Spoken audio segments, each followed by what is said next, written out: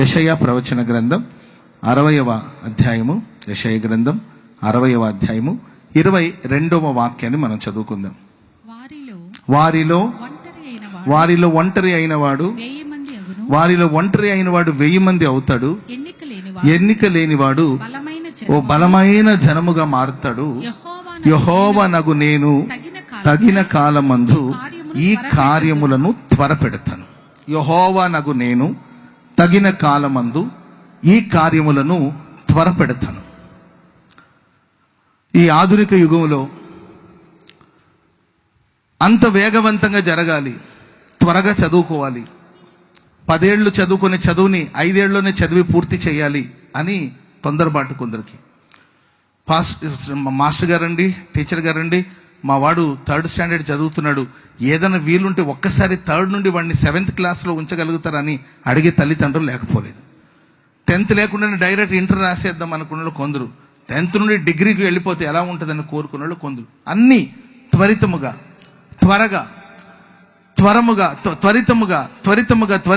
కార్యాలు జరగాలని కోరుకునే మనుషుల్ని ప్రస్తుతం ఉన్న ప్రపంచంలో మనం చూస్తున్నాం.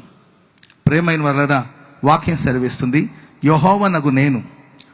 ఒక కాలం రాబోతుంది, అది తగిన కాలం, అది నిర్ణయ కాలం, అది నిర్ణయించబడిన కాలం. ఆ కాలం వచ్చినప్పుడు ఆలస్యం చేయకుండా త్వరగా నా కార్యాలు నేను త్వరపెడతాను. చెప్పండి కూడా అందరూ గట్టిగా చెప్పండి, గట్టిగా హల్లెలూయా. నేను విశ్వసిస్తున్నాను, ఈ రాత్రి ఇక్కడ కూడి వచ్చిన మీ జీవితాలు ఏదో కార్యం ఆలస్యం జరుగుతూ వచ్చిందేమో. ఆలస్యానికి కారణం ఏంటో అర్థం కాని పరిస్థితుల్లో ఒకవేళ మీరు ఉన్నారేమో. ఈ కార్యం జరిగితే మంచిది, ఈ మేలు జరిగితే మంచిది, ఈ దీవెన నా సొంతమైతే మంచిది, ఈ ఆశీర్వాదకు నేను పాత్రుగా మార్చబడితే మంచిది, నా కుటుంబం త్వరగా రక్షించబడాలి అనే ఆశ, నా కుటుంబానికి క్షేమం కలగాలనే ఆశ, ఈ పరిచర్య త్వరలో అభివృద్ధి పొందాలనే ఆశ ఒకవేళ మీ జీవితాల్లో ఉండొచ్చేమో. కానీ ఏదో కారణాల వల్ల నిదానం ఆలస్యం జరుగుతూ వచ్చిందేమో. నేను విశ్వసిస్తున్నాను, ప్రభు వాక్యం ప్రభు బోధిస్తున్నారు, ప్రకటిస్తున్నారు, ఇక ఆలస్యం లేకుండా తగిన కాలమందు నా దేవుడు తన కార్యములన్నిటిని త్వరపెట్టునుగాక. ఆమేన్ చెప్పండి అందరూ గట్టిగా.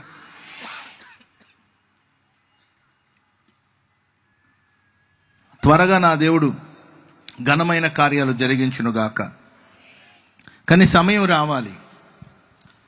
ప్రతిదానికి ఒక సమయాన్ని దేవుడు నిర్ణయించుంటాడు. ఈ సభలు ఎప్పుడో పెట్టాల్సింది. పాస్టర్ గారు పలుసార్లు అడిగాడు, ఈ సభలు ఏర్పాటు చేయడానికి ఎప్పటి నుండో అడుగుతున్నారు. తగిన కాలం రావాలి, ఇప్పుడు దేవుడు దాన్ని నిర్ణయించారు. మన జీవితంలో ప్రతి కార్యాలకి ఒక సమయం, ఒక కాలాన్ని ప్రభు నిర్ణయించి పెట్టుంటాడు. మనుషులుగా మనం పలు సందర్భాల్లో త్వరపడుతుంటారు, అది మన అవసరం కనుక మనం తొందరపడుతుంటాం, అవసరాలు పడుతూ ఉంటాం. మరియమ్మ యేసు ప్రభు దగ్గరికి వచ్చి, అయ్యా ద్రాక్షారసం అయిపోయింది, వెంటనే ఏదో ఒకటి చెయ్యాలి, లేకపోతే సమస్య పెరిగిపోయేటట్టుంది, ఇంకొద్దిసేపు ఉంటే ద్రాక్షారసం లేదనే సంగతి అందరికీ తెలిసిపోతుంది, త్వరగా ఏదో ఒకటి చెయ్యి బాబు, ఎందుకంటే ఈ పరిస్థితి నీవు మాత్రమే మార్చగలవు, ఇది నీ వలన మాత్రమే సాధ్యం, ఇప్పుడు మానవ ప్రయత్నాల ద్వారా ఏమీ చేయలేం, నీవు మాత్రమే ఏమైనా చేయగలవు, ఏదో ఒకటి చెయ్యి బాబు అంటే, యేసు ప్రభు నా సమయం ఇంకా రాలేదు, అమ్మా నా సమయం ఇంకా రాలేదు. అప్పుడు ఆ తల్లి ఆ సమయాన్ని గౌరవించి, ఆయన మాటని ఘనపరిచి, ఆయన మీతో చెప్పింది చేయండి అని పని వాళ్ళతో చెప్పి వెళ్ళడం జరిగింది. ఆ సమయం వచ్చిందండి, అప్పుడు దేవుడు నీళ్లను ద్రాక్షారసంగా మార్చాడు. ఆమేన్ చెప్పండి అందరూ గట్టిగా, చెప్పండి గట్టిగా హల్లెలూయా. ఆశతో ఆ తగిన కాలం ఎప్పుడు, ఆ తగిన సమయం ఎప్పుడు, ఆ నిర్ణయించబడిన కాలం ఎప్పుడు అని ప్రభుత్వంలో మనం కనిపెడుతున్నప్పుడు, ఆ సమయం వచ్చినప్పుడు త్వరగా ప్రభు మన జీవితాల్లో ఘనమైన కార్యాలు చేస్తాడు. సాక్షాత్తు యేసుక్రీస్తు ప్రభుల వారు కూడా కాలము పరిపూర్ణమైన తర్వాతనే ఈ లోకానికి వచ్చారు. యేసుక్రీస్తు వారు ఈ లోకానికి రావాలి, సర్వలోక రక్షణ కోసం ఆయన మరణించాలి, ఆయన రక్తాన్ని చిందించాలి, ఆయన రక్తంలోనే ప్రపంచంలో ఉన్న ప్రజలందరికీ పాప విమోచన, పాప క్షమాపణ కలుగుతుంది, పాప ప్రాయశ్చిత్తం కలుగుతుంది అనేది దేవుని ప్రణాళిక. ఆ దైవ ప్రణాళిక నెరవేర్చబడ్డానికి కొరకు దేవుడు ఒక సమయాన్ని నిర్ణయించాడు. బైబిల్ సెలవిస్తుంది, ఆ కాలం పరిపూర్ణమైన తర్వాత యేసుక్రీస్తు వారు శరీరధారిగా ఈ లోకానికి వచ్చారు. కనుక మనందరి జీవితంలో ఒక నిర్ణయ కాలం అనే దాన్ని దేవుడు ఏర్పాటు చేశాడు. ఆ సమయం వరకు మనం వేచి ఉన్నప్పుడు దేవుడు తగిన కాలం ముందు తన కార్యాన్ని త్వరపెడతాడు. ప్రైజ్ ది లార్డ్, హల్లెలూయా. శృంగారం అనే దేవాలయపు ద్వారం దగ్గర కూర్చున్న ఆ కుంటివాడి చరిత్రను మనం చదివితే 40 ఏళ్ళ నుండి ఆయన అక్కడే ఉన్నాడు. ఆ 40 ఏళ్లలోనే యేసుక్రీస్తు ప్రభులు వారు భూమి మీద సంచరించారు. యేసుప్రభు ఆడు కుంటివాడిగా ఉన్న కాలంలో యేసుప్రభు భూమి మీదకి వచ్చారు. 30 సంవత్సరాలు తన తల్లిదండ్రుల దగ్గర ఉన్నారు. 3.5 సంవత్సరం యేసుక్రీస్తు వారు సేవ చేశారు. ఆ 3.5 సంవత్సరాలు పలు పర్యాయాలు దేవుడు యెరూషలేముకు వచ్చారు. పలు పర్యాయాలు ఆయన యెరూషలేము దేవాలయానికి వెళ్ళారు. యేసుప్రభు అప్పుడు వెళుతున్నప్పుడు వస్తున్నప్పుడు ఆ శృంగారం అనే దేవాలయపు ద్వారం దగ్గర కూర్చొని ఉన్నాడండి. ఏనాడు మరి దేవుని దృష్టి మరి అతని మీద పడిందో లేదో మనకు తెలియదు. లేకపోతే యేసును చూసి నేను బాగుపడాలి అని ఆయన కోరుకున్నాడో లేదో మనకు తెలియదు. పలు పర్యాయాలు యెరూషలేముకు వచ్చారు. ఆ మార్గాన్ని వెళ్ళారు. చూసుంటాడు, ఓహో ఈయన రక్షకుడు, ఈయన గురించైనా అందరూ చెప్పుకుంటున్నారు అనుకొని అక్కడే కూర్చొని ఉండేవాడు. ఎన్నో పర్యాయాలు యేసు ప్రభుని వెంబడిస్తున్నవాడు ఆయనకి ధర్మం చేస్తూ వచ్చారు, సహాయం చేస్తూ వచ్చారండి. ఆ చిల్లర పైసల్ని పోగు చేసుకుని తన ఇంటికి వెళ్ళేవాడు. తిన్నాడో తాగాడో ఏం చేశాడో మనకు తెలీదు. ఆయన మేలు పొందుకోలేదు. ఆ తర్వాత యేసుక్రీస్తు వారు మరణించారు, సమాధి చేయబడ్డారు, 3వ దినమున పునరుద్ధానుడై లేచారు. అయినా ఇతని స్థితి ఏం మారలేదండి, అలాగే ఉన్నాడు. కాలం పరిపూర్ణం అవ్వాలి, తగిన కాలం రావాలి, నిర్ణయ కాలం రావాలండి. ఆ కుంటివాడు బాగుపడాలని దేవుడు నిర్ణయించిన ఆ నిర్ణయ కాలం వచ్చినప్పుడు అపోస్తులు దేవాలయానికి వెళుతున్నప్పుడు ప్రియులారా వారి దృష్టి అతని మీద పడింది. ఆ కుంటివాడు అపోస్తుల వైపు తేరి చూశారండి. అప్పుడు యేసునామాన్ని వాళ్ళు ఉచ్చరించారు. 40 ఏళ్ళ నుండి పుట్టినప్పటి నుండి కుంటివాడు వాడు దిగ్గున లేచి నడవడం ప్రారంభించాడు. చెప్పకూడదు మందరు గట్టిగా హల్లెలూయా. నేను విశ్వసిస్తున్నాను, ఒక నిర్ణయ కాలం వచ్చిందండి, కాలం పరిపూర్ణమైంది. నా దేవుడు మీ జీవితంలో ఒక ఘనమైన కార్యం చేయాలని కోరుకుంటున్నాడు. ఖచ్చితంగా ఇక ఆలస్యం లేకుండా తన కార్యాలన్నీ కూడా మన జీవితంలో దేవుడు జరిగించునుగాక. ఒక 3 విషయాలు మీతో చెప్తాను నేను. తగిన కాలం వచ్చినప్పుడు దేవుడు మన జీవితంలో చేసే కార్యాలు ఏంటి అంటే, ఆ పై వచనాలు మనం చదివాం. ఏంటంటే, వారిలో ఒంటరి అయిన వాడు 1000 మందిగా మారుతాడు, ఎన్నిక లేనివాడు బలమైన జనముగా మారుతాడు. వారిలో ఒంటరి అయిన వాడు 1000 మంది అగును, ఎన్నిక లేనివాడు ఒక బలమైన జనముగా మారుతాడు. ఎన్నిక లేనివాడు, పేదవాడు, ఎన్నిక లేనివాడు, మనుషులెవరు అతన్ని గుర్తించరు, లెక్కలో కూడా లేడు ఆయన. కొన్నిసార్లు మన కుటుంబాల్లో కావచ్చు, మన సంఘంలో కావచ్చు, కనీసం మనుషుల దృష్టిలో కూడా ఉండరు వాళ్ళు. పలానా వాడు ఉన్నాడు అనే విషయం కూడా ఎవరు నోటీస్ చేయలేరు. ఫ్యామిలీలో ఒకడు ఉన్నాడే, ఇతడు కూడా మన కడుపున పుట్టినోడే కదా, ఇతను కూడా మనం పెంచిన వాళ్ళమే కదా, ఇతడు కూడా కుటుంబ సభ్యుడే కదా అని మనుషుల గుర్తింపులో వాళ్ళ జ్ఞాపకాల్లో కూడా లేని ఒక ఎన్నిక లేని స్థితిలో మనం బ్రతుకుతున్నామేమో. ప్రభు అంటాడు, ఆ ఎన్నిక లేని వాడిని ఒక బలమైన జనముగా ప్రభు చేస్తాడు. చెప్పండి కూడా దేవునికి స్తోత్రం చెప్పండి గట్టిగా. 22వ కీర్తన 6వ వచనం ఇలా రాయబడింది. 22వ కీర్తన 6వ వచనం గమనించండి. బైబిల్ ఉన్న వాళ్ళు ఖాళీ కూర్చోవడం కన్నా బైబిల్ని తెరిచి గమనించడం మంచిదే కదా. ఓకే. నేను నరుడను కాను, ఎవరంట? నేను నరుడను కాను, నేను పురుగును, నరుల చేత నిందించబడిన వాడిని, మనుషుల చేత ప్రజల చేత తృణీకరించబడిన వాడిని. నన్ను చూసిన వాళ్ళు పెదవులు విరుస్తారు, తల ఆడించుచు నన్ను అపహాస్యం చేస్తారు. చూడండి, అతను చూసి పెదాలు విరిచారంట, అతను చూసి తలను ఆడిస్తున్నారంట, ఆ తర్వాత అతను చూసి అపహాస్యం చేస్తున్నారంట. ఒక మనిషిని ఎగతాళి చేయాలంటే ఇన్ని రకాలుగా చేస్తారని ఈ వాక్యం చూస్తే నాకు అర్థమైంది. ఒక పర్సన్ని, ఒక వ్యక్తిని, ఒక ఫ్యామిలీని, ఒక సంఘాన్ని కించపరచాలంటే, అవమానపరచాలంటే ఇన్ని విధాలుగా అవమానపరుస్తారు. పెదాలు విరుస్తున్నారంట, అతను చూసాంలే బాబు అన్నట్లు తల ఆడిస్తున్నారంట. అపహాస్యం, ఏళన. అతడు మాట్లాడినా హేళన, అతడు పాటలు పాడినా హేళన, అతడు నవ్వినా హేళన, వాడు కూర్చున్నా హేళన, అతని స్వరాన్ని వింటే హేళన, వాడు చేసిన పనిని చూస్తే హేళన, అతని కుటుంబాన్ని చూస్తే హేళన, వాళ్ళ పిల్లల్ని చూస్తే హేళన చేస్తున్నారంట. కారణం ఏంటంటే ఆయన అంటాడు, నేను నరుడను కాను, పురుగును. ఒకవేళ వాళ్ళు నన్ను మనిషిగా చూస్తుంటే నన్ను కొంచెం ఘనంగా చూస్తుండేవాడేమో. నేను నరుడను కాదు, వాళ్ళ దృష్టికి నేను పురుగును. వాళ్ళ దృష్టికి ఏంటి, నా దృష్టిలో కూడా నేను పురుగునే. పురుగు వంటి జీవితం నాది. ఒక పురుగుని ఎవడు పట్టించుకుంటాడు?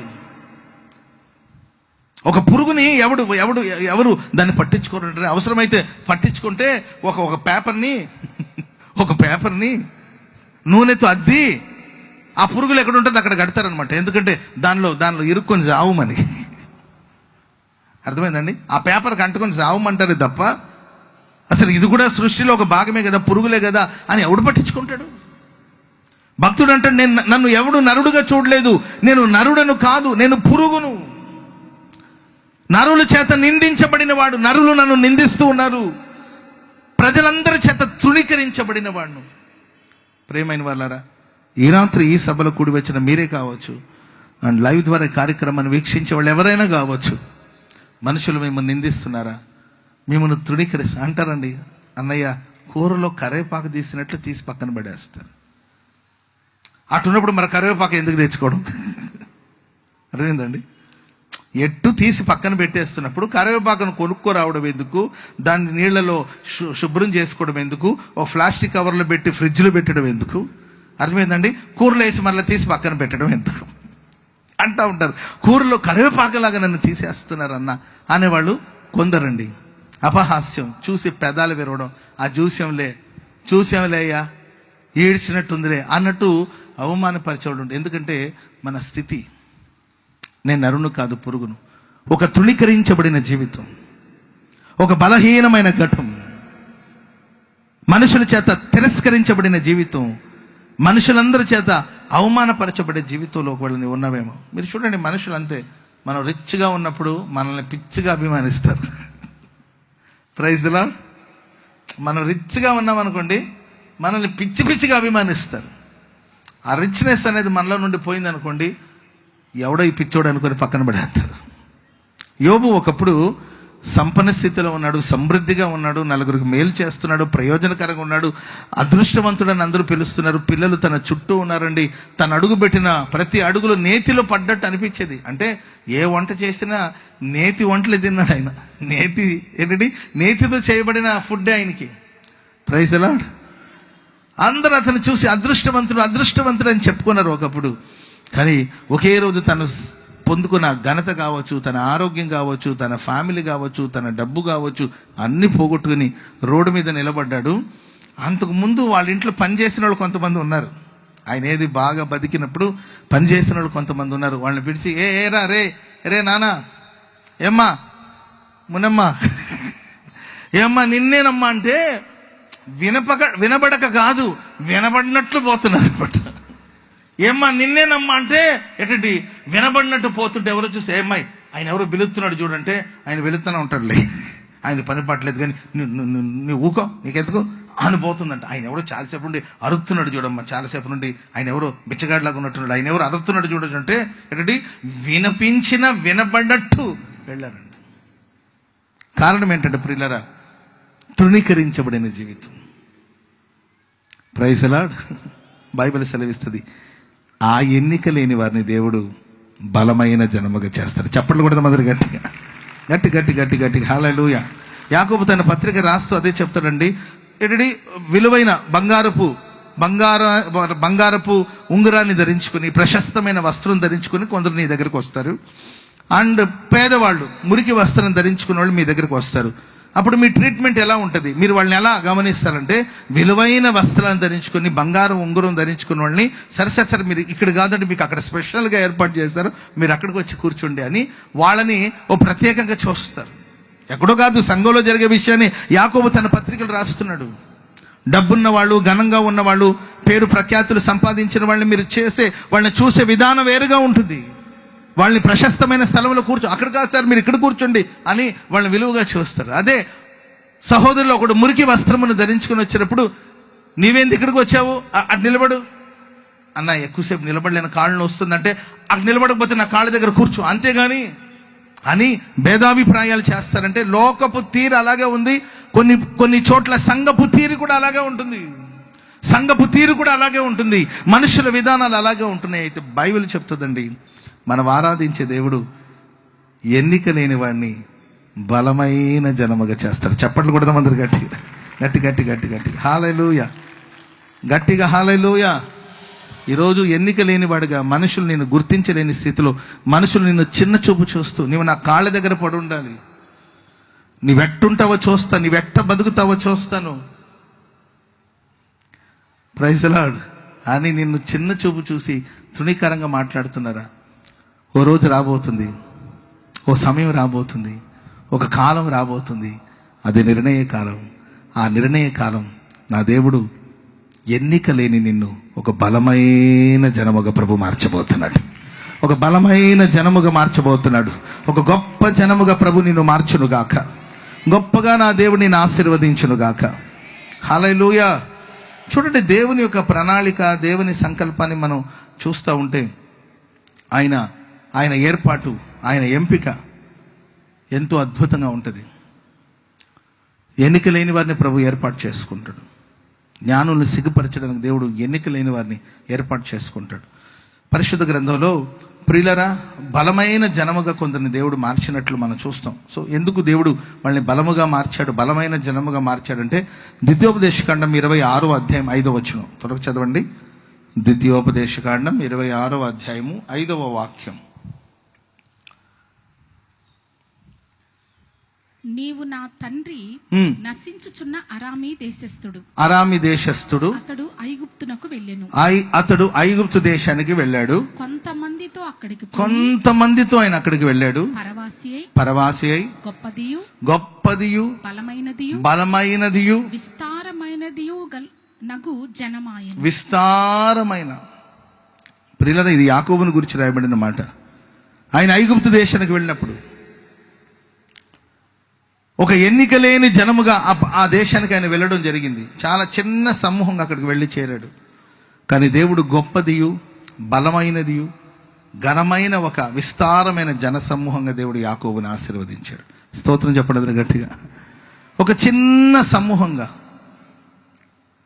వాక్యంలో ఇలా రాయబడిందండి, లెక్కకు ఇశ్రాయేలు ప్రజలు గొప్ప జనమని దేవుడు వాళ్ళని ఏర్పాటు చేసుకోలేదు. ఆ జన సమూహం ఏదో గొప్ప జనమని ఏర్పాటు చేసుకోలేదు. ఈరోజు నన్నైనా నిన్నైనా ప్రభు ఏర్పాటు చేసుకున్నాడంటే మనం ఏదో ఒక బలమైన జనమని ప్రభు ఏర్పాటు చేసుకోలేదు. లెక్కకు చూస్తే చాలా కొంచెమే, చాలా చిన్న సమూహమే యాకోబు కుటుంబం. కానీ దేవుడు ఆ యాకోబును ప్రేమించి చేసిన నిబంధనను దేవుడు జ్ఞాపకం చేసుకుని ఐగుప్తు దేశంలో ఒక బలమైన జనముగా ప్రభు ఆశీర్వదించాడు. ఈ ప్రశస్త రాత్రి నా దేవుడు నిన్ను ప్రేమించి నిన్ను బలమైన జనముగా ప్రభు మార్చునుగాక. ఆమెన్ చెప్పండి అందరు గట్టిగా. ఆయన ఎవరినైతే ప్రేమిస్తాడో వాళ్ళని దేవుడు విస్తరింపచేస్తాడు. ఆయన ప్రేమకు ఎవరైతే పాత్రులుగా మారతారో వాళ్ళని దేవుడు విస్తరింపచేస్తాడు.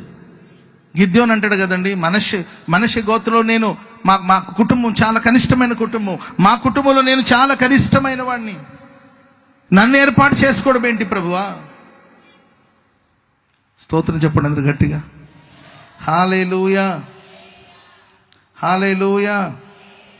నన్నెలా ప్రేమించా మనసాయను, నీ ప్రేమ నాలో ఉదయించగా, నా కొరకు సర్వము సమకూర్చెనే. నీ ప్రేమ నాలో ఉదయించగా, కొరకు సర్వము సమకూర్చెనే. నన్నెలా ప్రేమించ మనసాయను, నీ మనసెంతో మహోన్నతము. కొంతైన నీ రుణము తీర్చేదెలా, నీవు లేక క్షణమైన బ్రతికేదెలా. తిరిగి నలిగిన మనసుతో నిన్నే సేవించేదా హల్లెలూయా. నన్నెలా ప్రేమించే మనసు ఆయన. ప్రియులారా, ప్రభు మనల్ని ప్రేమించాడు. ఆయన ప్రేమే. మన భక్తి కాదు, మన శక్తి కాదు, మన జ్ఞానం కాదు, మన తెలివి కాదు. నా శక్తితో నా సామర్థ్యంతో ఈ స్థితికి వచ్చానని అనుకోవద్దు. ఆయన మనల్ని ప్రేమించాడు గనక ఆయన ప్రేమే. దేవుడు అంటాడు, ఓ గొప్ప జనమని నేను ఏర్పాటు చేసుకోలేదు, లెక్కకు చూస్తే చాలా కొద్దివారే. ఆయన మనల్ని ప్రేమించాడు గనక, ఆయన మన పూర్వీకులతో మన పితరులతో చేసిన నిబంధనను జ్ఞాపకం చేసుకున్నాడు గనక ఆయన మనల్ని ఎన్నిక లేని వారిని బలమైన జనముగా చేశాడని వాక్యం సెలవిస్తుంది. యూదా బెత్లెహేమ, యూదా ప్రధానుల్లో చాలా స్వల్పమైన అల్పమైన గ్రామం. ఇశ్రాయేలు ఏలుబోవాడు నీళ్ళ నుండి వస్తాడు. ఆమేన్ చెప్పండి అందరు గట్టిగా. బెత్లెహేం అనే గ్రామం చాలా చిన్నది, మన రావెల్లాగా. రావెల్ పెద్దదేనా? తిరిగి చూస్తే కదా తెలిసేదాన్ని నాకు. ఈ ఊర్లో తిరిగిన వాళ్ళకి తెలియాలి. ఒక చిన్న గ్రామం, అక్కడ ఎక్కువ గొర్రెల కాపరులు ఉండేవాళ్ళు. అది పెద్ద సిటీ ఏం కాదు, గుంటూరు విజయవాడ లాగా పెద్ద సిటీ ఏం కాదు. అది ఒక చిన్న కుగ్రామం. యూదా బెత్లెహేం చాలా కుగ్రామం, చిన్న గ్రామం, అల్పమైన గ్రామం. అక్కడ గొర్రెల కాపరులు గొర్రెలు కాచుకుంటుండేవాళ్ళు. అలాంటి ఒక గ్రామం. ఇప్పటికి కూడా బెత్లెహేంకి వెళ్తే ఓ రోజులు మొత్తం పట్టణం అంతా తిరిగి వచ్చేయచ్చు మనం. అలాంటి చిన్న గ్రామం అది. ప్రపంచాన్ని పాలించే దేవుడు, యూదులను పరిపాలించే లోక రక్షకుడైన క్రీస్తు ప్రభుల వారు ఆ యూదా బెత్లెహేమును ప్రేమించి, ఆ యూదా బెత్లెహేములో పుట్టడం వల్ల ఈరోజు ఆ యూదా బెత్లెహేం అనేది అనేకులకు ఆశీర్వాదకరంగా మారడం కాదు. ఈరోజు అనేకులు యూదా బెత్లెహేమా బెత్లెహేమా బెత్లెహేమా అని పాడుతున్నారు. ఈనాటి కూడా లక్షలాది మంది ప్రజలు ఆ యూదా బెత్లెహేంకి వెళ్ళి యేసుక్రీస్తు వారు ఎక్కడైతే జన్మించారో, ఆయన ఎక్కడైతే ఉంచారో ఆ చోట నిర్మించబడిన మందిరాలు ప్రార్థన చేసుకుంటున్నారు. లక్షలాది మంది ప్రజలు ప్రపంచవ్యాప్తంగా ఉన్న వాళ్ళందరూ కూడా క్రీస్తును ప్రేమించే వాళ్ళు ఆ ప్రాంతానికి వచ్చి దర్శించి వెళుతున్నారు. అంటే ఆ బెత్లెహేం అనేది ఒక చిన్న కుగ్రామం. ఆ గ్రామాన్ని ప్రభు ప్రేమించి గణపరిచి ఆశీర్వదించాడు. ఈ రాత్రి నిశ్చయంగా రక్షకుడైన క్రీస్తు ప్రభుల వారు నీ హృదయంలో ఉదయించాడు. ఒక ఎన్నిక లేని స్థితిలో ఉన్నవేమో, ఆయన నిన్ను ప్రేమిస్తున్నాడు గనక నిశ్చయముగా నేను ఒక బలమైన జనముగా ప్రభు మార్చబోతున్నాడు. ఒక బలమైన జనముగా ప్రభు నిన్ను మార్చబోతున్నాడు. ఎక్కడైతే అవమానాల పాలయ్యావో అక్కడ ఒక బలమైన వ్యక్తిగా ప్రభుని నిలబెట్టబోతున్నాడు. చప్పట్లు కొడుతూ దేవునికి స్తోత్రం చెప్పండి. గట్టి గట్టి గట్టిగా హల్లెలూయా చెప్పండి. గట్టిగా హల్లెలూయా. ఒకటి, ఆయన ప్రేమ మనల్ని బలమైన జనముగా చేస్తుంది. రెండవదిగా ఆదికాండంలో 18వ అధ్యాయం, ఆదికాండం 18:17 వాక్యం. ఆదికాండం 18వ అధ్యాయం. యెహోవా నేను చేయబోవు కార్యము అబ్రహామునకు దాచెదనా, నేను చేయబోవు కార్యాలు అబ్రహాముకు నేను దాచెదనా. అబ్రహాము నిశ్చయముగా బలము గల గొప్ప జనము, అబ్రహాము నిశ్చయముగా బలమైన జనముగా మార్చబడతాడు. అతని మూలముగా భూమిలో ఉన్న సమస్త జనులు ఆశీర్వదించబడతారు. ఓకే, ఎట్లనగా యెహోవా అబ్రహామును గూర్చి చెప్పినది అతనికి కలుగు చేయనట్లు తన తర్వాత తన పిల్లలను తన ఇంటి వారును నీతి న్యాయములు జరిగించు, తన తర్వాత తన సంతతి తన సంతానం వాళ్ళు నీతి న్యాయములను జరిగించుచు యెహోవా మార్గమును గైకొనుటకు అతడు వారికి ఆజ్ఞాపించినట్లు నేను అతడు ఎరిగి ఉన్నాను. స్తోత్రం చెప్పండి అందరు గట్టిగా. నిశ్చయముగా అబ్రహాం ఒక బలమైన జనముగా మారుతాడు. అబ్రహాం చరిత్ర చూస్తే దేవుడు నీ స్వదేశాన్ని, నీ తండ్రి ఇంటిని, నీ కలిగిన సమస్తాన్ని విడిచిపెట్టి బయలుదేరి రమ్మన్నప్పుడు బయలుదేరి వచ్చేసారు. ఒక చిన్న సమూహంగానే. ఎలాంటి సిచ్యువేషన్లో ఆయన ఉన్నాడంటే, ప్రేమైన వల్ల తన భార్యను తను కాపాడుకోలేని నిస్సహాయపు స్థితిలో ఉన్నాడు అబ్రహాం. ఏ పట్టణానికి వెళ్ళినా, ఏ దేశానికి వెళ్ళినా, పరదేశి కాదండి, పరదేశిలాగా ప్రయాణం చేస్తుంటే ఏ పట్టణానికి వెళ్ళినా అతని గుండెలో భయం ఏంటంటే, కనీసం తన భార్యను కూడా అతడు కాపాడుకోలేకపోతే ఇంకెందుకండి, తన భార్యను కూడా ఆయన రక్షించుకోలేని నిస్సహాయపు స్థితిలో. అందుకొరకే ఏ పట్టణానికి వెళ్ళినా నువ్వు నా చెల్లివని చెప్పు. ఎందుకంటే భార్య అని తెలిస్తే ఒకవేళ నీకు ఏదైనా హాని తలపెడతారు, నన్ను కూడా చంపేస్తారు. దేవుని చేత పిలువబడినవాడు, దేవుని చేత ఏర్పరచబడినవాడు, దేవుని కొరకు సమస్తాన్ని విడిచి వచ్చినవాడు. ఎందుకు భయం అంటే సంఖ్య తక్కువ అండి. స్తోత్రం చెప్పండి అందరు గట్టిగా. క్రైస్తవ సమాజమా, సంఖ్య తక్కువగా ఉన్నప్పుడు భయం ఉంటుంది. ఎందుకంటే అవతల వాళ్ళు బలవంతులు, వాళ్ళకి దేశం ఉంది, వాళ్ళు దేశం స్థిరపరచబడిన వాళ్ళు, దేశంలో స్థిరపరచబడిన వాళ్ళు బలవంతులు, పేరుంది, డబ్బుంది, ఖ్యాతి ఉంది, సైన్యం ఉంది, వాళ్ళు ఏమైనా చేయగలుగుతారు. ఉన్నది లేనట్టుగా, లేనిది ఉన్నట్టుగా చేయగలిగిన సామర్థ్యం వాళ్ళకు ఉంది. కానీ అబ్రహాముకు ఆ సామర్థ్యం లేదు. ఎందుకంటే దేశాన్ని విడిచి వచ్చాడు. తన పరివారం చాలా చిన్న పరివారం, తన భార్యను కూడా రక్షించుకోలేక అల్లాడిన సందర్భాలు ఉన్నాయి. మీరు ఆలోచించండి. ఎవడో వచ్చి అబ్రహాం భార్యను తీసుకెళ్ళి వాడి నగరంలో పెట్టుకుంటే అబ్రహాం పరిస్థితి ఏంటండి? ఏది వస్తుందని బహుగా భయపడ్డాడు, అదే వచ్చిందండి. ఓ రాజు, ఆ దేశాన్ని పరిపాలించే రాజును వచ్చేసి శారమ్మని తీసుకెళ్లి రాజనగరంలో పెట్టుకున్నాడండి. ఆ ప్రాకారం చుట్టూ తిరుగుతున్నాడు. ఎట్లా నా భార్య నేను కాపాడుకోవాలి? ప్రార్థన చేస్తాడు, దేవా నిన్ను ఆశీర్వదించేవారు నేను ఆశీర్వదిస్తానన్నావు కదా, నిన్ను దూషించేవారిని నేను శపించేవారు శపించబడతారని రాయబడింది కదా, నా కుటుంబం నేను కాపాడుకోలేకపోతున్నాను, కన్నీళ్లు పెట్టుకున్న సందర్భాలు ఉన్నాయి. ఆ కన్నీళ్లు చూసి దేవుడు రాజును గద్దించి శారాన్ని దేవుడు అబ్రహాంకి అప్పచెప్పారు. చెప్పండి కూడా అందరూ గట్టిగా గట్టిగా గట్టిగా హల్లెలూయా. అలాంటి ఒక పరిస్థితిలో ఆరంభించబడింది అబ్రహాం జీవితం. యాకోబు కూడా చిన్న కుటుంబమే యాకోబుది, 70 మంది. యాకోబు కూడా భయపడిన సందర్భాలు, పిల్లలు అప్పుడప్పుడు పొరపాట్లు చేసినప్పుడు ఆ పట్టణంలో భయపడిపోయాడు. వాళ్ళందరూ నాకు వ్యతిరేకంగా లేస్తే, ఈ చుట్టుపక్కల వాళ్ళు వ్యతిరేకంగా లేస్తే నేను ఏం చేయగలుగుతానని భయముతో వణుకుతో, ప్రతి అడుగు భయంతో వణుకుతూ సాగిన సందర్భాలు. కానీ బైబిల్ సెలవిస్తుంది, అబ్రహాము నిశ్చయముగా బలమైన జనం అవుతాడు. ఆమెన్ చెప్పండి అందరు గట్టిగా, చెప్పండి గట్టిగా హల్లెలూయా. ఎందుకు బలమైన జనం అవుతాడంటే, తన పిల్లలు నీతి న్యాయాన్ని జరిగించినట్లు నా మార్గాన్ని వారు అనుసరించి గైకొనేటట్లుగా ఆజ్ఞాపిస్తాడు. ప్రేమైన వాళ్ళరా, మన ఒక బలమైన జనముగా ఉండాలంటే మనం ఫాలో అవ్వాల్సింది కూడా కొన్ని ఉంటాయి కదండి. మన పిల్లలకి మనం నీతి న్యాయాలను నేర్పాలి. ఏం నేర్పాలండి? చెప్పాలి. ఏమి నేర్పించాలి? నీతి న్యాయాలు, క్రమశిక్షణ. నాకు ఒక టీచర్ చెప్పారు, ఒక టీచర్ గారు చెప్పిన విషయం ఏంటంటే, వాళ్ళ పేరెంట్స్ పిల్లలు మాటినకపోతే స్కూల్ నుండి పేరెంట్స్కి ఫోన్ చేస్తారు కదండి. పేరెంట్స్ ఫోన్ చేసి, సార్ కొంచెం అర్జెంటుగా రావాలి, మీ బాబు విషయంలో మేము మాట్లాడాలి, కొంచెం అర్జెంటుగా రమ్మంటే హడావుడిగా ఆయన బండి వేసుకుని ఒక గంటలో వచ్చాడంట. వచ్చిన వెంటనే ఏమైందండి చెప్పండి అంటే, అప్పుడు ఆ టీచర్ గారు చెప్పారంట, ఏమండి మీ బాబు ఎగ్జామ్లో పక్కన వాళ్ళకి కాపీ కొట్టి రాస్తూ ఉన్నాడండి. ఆ పక్కన వాడు ఏం రాశాడో యాజ్ ఇట్ ఈస్ దించేశాడండి. మరి వాడికి ఏదో కొనిచ్చినట్టున్నాడు వీడు. అర్థమైందండి? వాడికి మరి పిజ్జాలు కొనిచ్చాడో, బర్గర్లు కొనిచ్చాడో, లేకపోతే వాడికి ఏదైనా ఏంటండి సహాయం చేశాడేమో. ఆడ పేపర్లో ఉన్నది మొత్తం యాజ్ ఇట్ ఈస్కి దించేశారండి.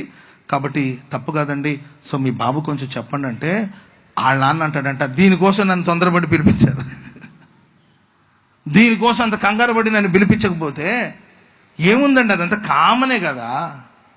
పిల్లలన్న తర్వాత ఒకరికొకరు హెల్ప్ చేసుకోవాలి. ఇది కూడా తప్పేనా అండి? మీరు కాపీ కొట్టకుండానే పాస్ అయ్యి మీరు టీచర్ స్థాయికి వచ్చారని ఆడు నాకు బోధ చేస్తున్నాడండి. ఇంక ఇలా ఉంటే మనం ఏం చెప్పగలుగుతాం అన్నయ్య? ఒక బలమైన జనముగా మారాలంటే నీవు దేవుని ప్రేమకు పాత్రుడుగా మారాలి. నీవు ఒక బలమైన జనముగా మారాలంటే నీ పిల్లలకి క్రమశిక్షణ నేర్పించాలి, నీ పిల్లలకి దేవుని వాక్యాన్ని బోధించాలి. Praise the Lord. ద్వితీయోపదేశకాండం 6వ అధ్యాయం 6వ వచనం ఇలా రాయబడి ఉంటుంది, చదవండి. ద్వితీయోపదేశకాండం 6వ అధ్యాయం 6వ వచనం. నేడు నేను నీకు ఆజ్ఞాపించు ఈ మాటలు, నేడు నేను నీకు ఆజ్ఞాపిస్తున్న ఈ మాటలన్నిటినీ హృదయములో ఉండవలెను, నీ హృదయంలో ఉండాలి. నీవు నీ కుమారులకు వాటిని అభ్యసింపచేసి, నీ కుమారులకు దాన్ని అభ్యసింపచేసి, నీ ఇంట్లో కూర్చున్నప్పుడు, త్రోవలో వెళుతున్నప్పుడు, పండుకున్నప్పుడు, లేచినప్పుడు వాటిని గురించి మాట్లాడతాం. అంటే మనం కూర్చున్నా నిలబడినా ముందు దేవుని వాక్యాన్ని మన హృదయంలో నింపుకొని, కూర్చున్నా నిలబడినా దేవుని వాక్యాన్ని బోధిస్తుండాలి. ఆమెను చెప్పండి అందరు గట్టిగా. మనం ఏం మాట్లాడుతాం పిల్లలతో? మన ఫ్యామిలీలో ఏది మనం ధ్యానిస్తున్నాము? ఈరోజు ఎందుకు నీవు అభివృద్ధి పొందలేని స్థితిలో ఉన్నావు? ఎందుకు బలమైన జనముగా మారలేని దుస్థితి?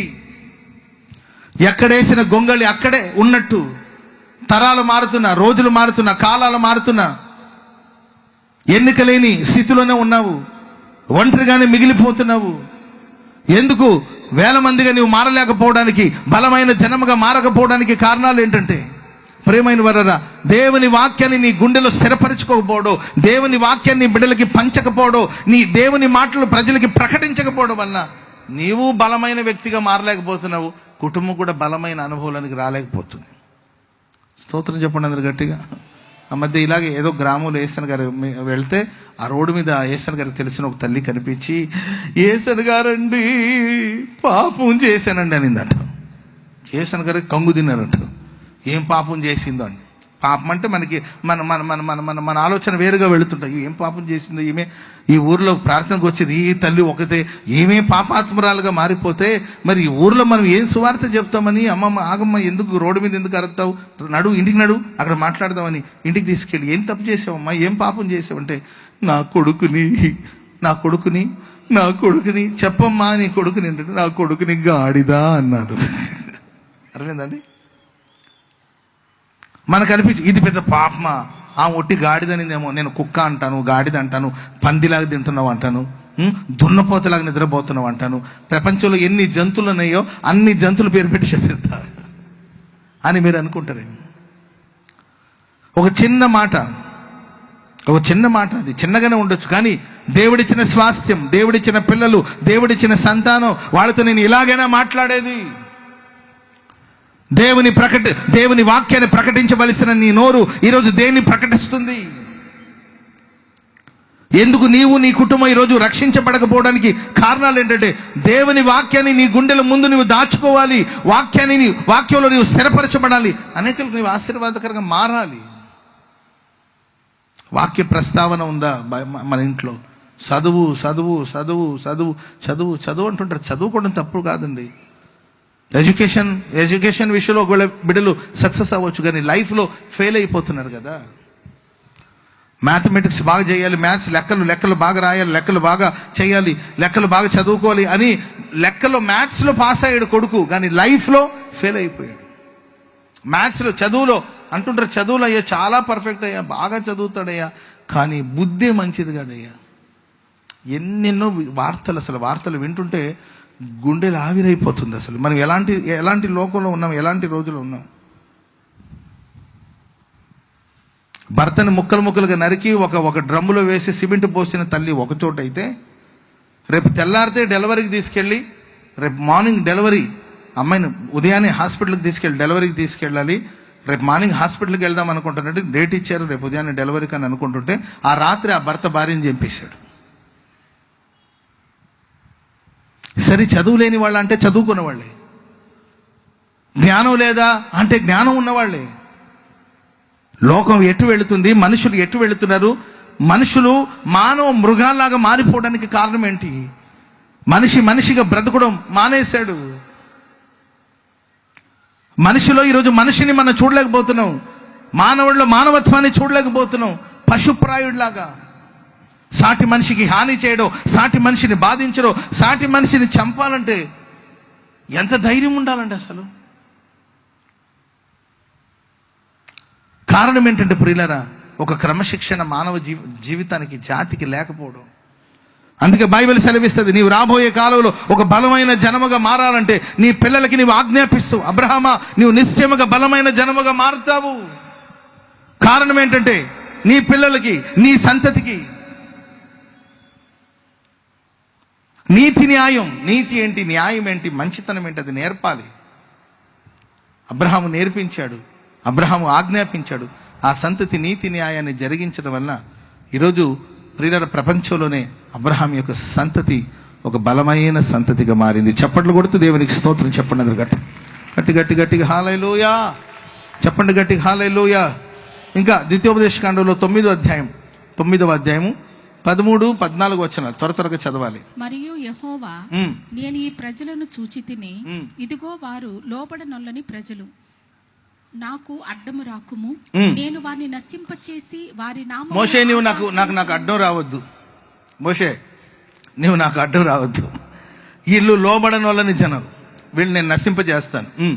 వారి నామమున ఆకాశం కింద ఉండకుండా, వాళ్ళ పేరు భూమి మీద లేకపోతే ఆకాశం క్రింద లేకుండా చేస్తాను. నిన్ను వారికంటే బలమైన జనముగా చేస్తాను. స్తోత్రం చెప్పండి అందరు గట్టిగా. మోషే, నీవు అడ్డు రావద్దు, వీళ్ళు లోబడనొల్లని జనులు కనుక నీవు అడ్డు తప్పుకో స్వామి, నువ్వు అడ్డు తప్పుకో. నేను వారి పేరు ఆకాశం క్రింద లేకుండా, భూమి మీద లేకుండా తుడిచేస్తాను, వాళ్ళని నశింపజేస్తాను. నువ్వు పక్కకు తప్పుకో.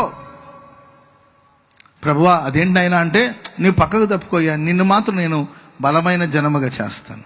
మోషేని దేవుడు ఒక బలమైన జనముగా చేస్తాను అనడానికి గల కారణాలు ఏంటంటే, ఇశ్రాయేలు ప్రజలు ఉన్నారు, మోషే ఉన్నాడు. ఒకప్పుడు మోషే ఐగుప్తు దేశంలో సకల విద్యను అభ్యసించి, ఇంకా చెప్పాలంటే ఐగుప్తు దేశంలో ఫరో వాళ్ళకి దేవుడు. ఐగుప్తులో ఉన్న వాళ్ళకి ఫరో దేవుడు. ఫరో కుమార్తె అంటే ఆమెకు దేవతలాగా భావించారు. ఫరో ఒక దేవుడు, ఫరో కుమార్తె ఒక దేవత. ఆ దేవత కుమారుడని పిలువబడుతున్నాడండి. ఎంత గొప్ప ఘనత ఉంటుందో. ఆ దేశంలో ఫలానా విద్యను నేర్చుకోలేదు అనడం లేదు, సకల విద్యను అభ్యసించి ఐగుప్తు ధనం, సుఖభోగాలు, తినాలనుకునే తిండి, కట్టుకోవాలనుకునే వస్త్రం, విలాసవంతమైన జీవితం, అద్భుతమైన బ్రతుకు బ్రతికాడు. గుడ్లు గోపురాలకు వెళ్ళాలంటే ఇక చెప్పాల్సిన అవసరం లేదండి. ఐగుప్తు దేశంలో ఉన్న ఏంటంటే అక్కడ ఆరాధన స్థలానికి వెళ్ళే విషయంలో ఆలోచిస్తే ప్రియులరా, వాళ్ళ వరకే ప్రత్యేకమైన ఆరాధనలు, ప్రత్యేకమైన పూజలు, ప్రత్యేకమైన కార్యక్రమాలు ఎన్నో ఉండేది మోషే గారికి. కానీ ఏనాడు తను ఒక హెబ్రీ స్త్రీకి పుట్టినవాడని, హెబ్రీ కుమారుడని అతనికి తెలిసిందో అవన్నీ విడిచిపెట్టి ఒక సాధారణమైన జీవితాన్ని లీడ్ చేయడం ప్రారంభించాడు. అన్ని సుఖభోగాలన్నీ పక్కన పెట్టేసి ప్రభు కోసం నిలబడ్డాడు. క్రీస్తు నిమిత్తమైన నింద గొప్ప భాగ్యమని భావించాడు. దేవుని ప్రజలతో శ్రమ అనుభవించడం మేలని భావించి దేవునిలోనికి వచ్చేసాడు. ఆ తర్వాత 40 సంవత్సరాలు మందను మేపాడు. ఆ తర్వాత దేవుడు అతను ఎంపిక చేసుకున్నాడు, నాయకుడిగా మార్చాడు. ఇన్ని ప్రాసెస్లో మీరు చూడండి, మోషే ఎక్కడైనా ఎప్పుడైనా మరలా ఐగుప్తులోనికి, తన పాత వృత్తిలోనికి వెళ్ళాలని ఆయన ఎప్పుడు కోరుకోలేదు. మరలా ఐగుప్తుకు వచ్చాడు కానీ రాజనగరానికి వెళ్ళి ఆ విలాసవంతమైన జీవితం జీవించాలని కోరుకోలేదు. ఫరో కుమార్తె యొక్క కుమారుడని పిలువబడాలని కోరుకోలేదండి. సుఖభోగాలు పడిపోవాలని కోరుకోలేదు. ఒక్కసారి సృష్టికర్త అయిన దేవుని వైపు తిరిగాడండి. చివరి శ్వాసం వరకు ప్రభు కొరకు సాక్షిగా బ్రతికాడు. చప్పట్లు కొడితే మందరు గట్టిగా. కానీ ఇశ్రాయేలు ప్రజలు ఏంటి డిఫరెన్స్ ఏంటి? ఇశ్రాయేల్ ప్రజలకు మోషకున్న వ్యత్యాసం ఏంటంటే, ఇశ్రాయేల్ ప్రజలు ఐగుప్తులు బానిసలుగా ఉన్నప్పుడు, అయ్యా బాబు, దేవుడా, ప్రభువా, తండ్రి నీకు దండం పెడతానయ్యా, కాపాడండి అయ్యా, రక్షించండి అయ్యా, అయ్యా మేలు చేయండి అయ్యా, చచ్చిపోతున్నాం తండ్రి, తట్టుకోలేకపోతున్నామయ్యా, అయ్యా మమ్మల్ని కొడుతున్నారయ్యా, మమ్మల్ని తిడుతున్నారయ్యా, మమ్మల్ని హింసిస్తున్నారు. ఏం ప్రార్థన చేశారో మహానుభావులు. ఆ ప్రార్థన వినే దేవుడు దిగి వచ్చాడు. ఆ ప్రార్థన వినే మోషేని పంపించాడు, వాళ్ళని విమోచించాడు.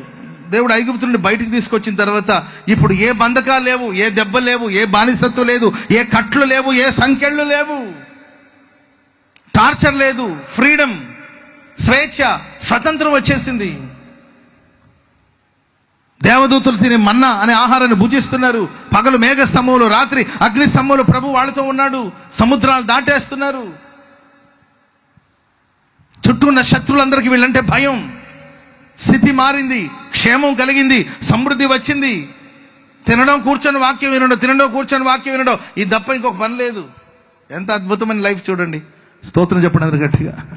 ఉదయాన్నే లేవగానే మన్నానే ఆహారం శుభ్రంగా తింటారు. ఆ తర్వాత వచ్చి కూర్చుంటే మోషే వాక్యం చెప్తా ఉంటే చక్కగా ఆయన చెప్పే ఆ ధర్మోపదేశం అంతా చక్కగా వింటారు. వినడం. ఎంత బాగుందండి చెప్పండి. Praise the Lord. ఇప్పుడు మీరు వింటున్నారా? కాసేపటి తింటారా లేదా? తినండి అని చాలాసేపు నుండి వాళ్ళు ఏదో ఒక సౌండ్ చేస్తానే ఉన్నారు. అడేక్షాలు కదిలించడమో, గరిటి కదిలించడమో చేసి ఏంటంటే అప్పుడప్పుడు తాలింపులు వేసి ఆ సువాసన ఇటుకు పంపించడమో ఏదో ఒకటి చేస్తూనే ఉన్నారు. ఇప్పుడు వింటున్నాం, కొద్దిసేపటి తింటాం. Praise the Lord. రేపు వింటారు, తింటారు.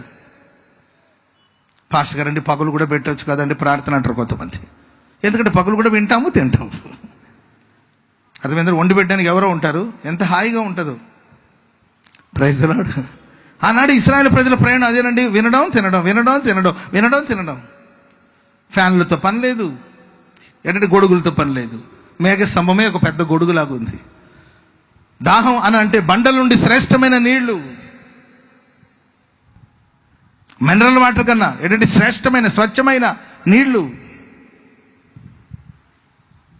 వాళ్ళ వస్త్రాలు పాతగిలేదండి, బట్టలు ఉదుకునే పని లేదు. స్తోత్రం చెప్పండి గట్టిగా. ఎందుకంటే పాత బట్టలేదు. ఏంటి డ్రెస్ అసలు మురికి అవ్వట్లేదు అంటే, ఎందుకు మురికి అవుతుందండి? వాళ్ళ చెప్పులు తెగిపోలేదండి, వాళ్ళ వస్త్రాలు పాతపడలేదు, అనారోగ్యం వచ్చి కాళ్ళు వాసిపోలేదు. పక్షిరాజు తన రెక్కల మీద తన బిడ్డలను మోసేటట్లుగా ప్రభు వాళ్ళని మోసాడు. ఆమె చెప్పండి గట్టిగా. హల్లెలూయా.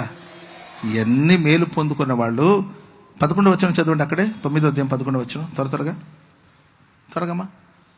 ఆ 40 పగళ్ళు 40 రాత్రులు గడిచినప్పుడు యెహోవా నిబంధన సంబంధమైన పలకలైన ఆ 2 రాతి పలకలను నాకు అప్పగించి, ఓకే, నీవు లేచి ఇక్కడి నుండి త్వరగా దిగుము బాబు మోషే, త్వరగా వెళ్ళు అంటున్నాడు దేవుడు. నీవు ఐగుప్తులో నుండి రప్పించిన నీ జనము చెడిపో ఐగుప్తు నుండి రప్పించిన జనాలు చెడిపోయారు బాబు. నేను వారికి ఆజ్ఞాపించిన త్రోవలో నుండి త్వరగా తొలగిపోయారు. తమకు పోత బొమ్మను చేసుకునిరని నాతో చెప్పాను. చూడండి, వాళ్ళు త్వరగా చెడిపోయారు, త్వరగా మార్గం నుండి తొలగిపోయారు. కొంతమంది ఎట్లా ఇంత ఈజీగా ఎట్లా తొలగిపోతారో అర్థం కాదు. స్తోత్రం చెప్పండి గట్టిగా. దేవుడు చేసిన మేళ్ళని వెంటనే మర్చిపోయారండి, త్వరగా తొలగిపోయారు. అరే ఎట్లా, ఎంత అద్భుతంగా దేవుడు మిమ్మల్ని వెలుపలికి రప్పించాడు. ఒక 40 days అండి, ఒక 40 రోజులు మోషే కనబడలా. అంత మాత్రానికి ఎక్కడి నుండి వస్తాయి ఈ ఆలోచనలు? ఎక్కడి నుండి వస్తుంది? ఒక 40 రోజులు మోషే కనిపించలేదండి. ఓ 40 రోజులు మోషే దేవుని సన్నిధిలో ఉండిపోయాడు. వస్తాడుగా, ఈ లోపల కండవ మార్చేశారు. ఈ లోపల వస్తాడుగా మోషే, ప్రైజ్ ది లార్డ్. ఈ లోపల కండ మార్చేశారు, మాటలు మారిపోయాయి, దేవుని త్రోవ నుండి తొలగిపోయారండి. అప్పుడు దేవుడు అంటాడు, వీళ్ళ పేరు భూమి మీద లేకుండా చేస్తాను నేను. కానీ మోషే తొలగిపోలేడా చెప్పండి? మోషే కష్టాలు లేవా, ఆపదలు లేవా? ఏ చిన్న సమస్య వచ్చినా వచ్చి మోషే మీద పడుతుంటే మోషే ఒకానొక సమయంలో అనేవాడు, ప్రభు వీళ్ళు నేనేమన్నా కన్నానా? అసలు నాకేంటి టార్చర్ ఏంటి? వీళ్ళు నేనేమన్నా కన్నానా? నా పిల్లల గురించి నాకు గొడవ లేదు, ఎందుకంటే నా పిల్లల్ని మా మామయ్య చూసుకుంటున్నాడు. వాడు మామయ్య ఎవరండి? ఇత్రో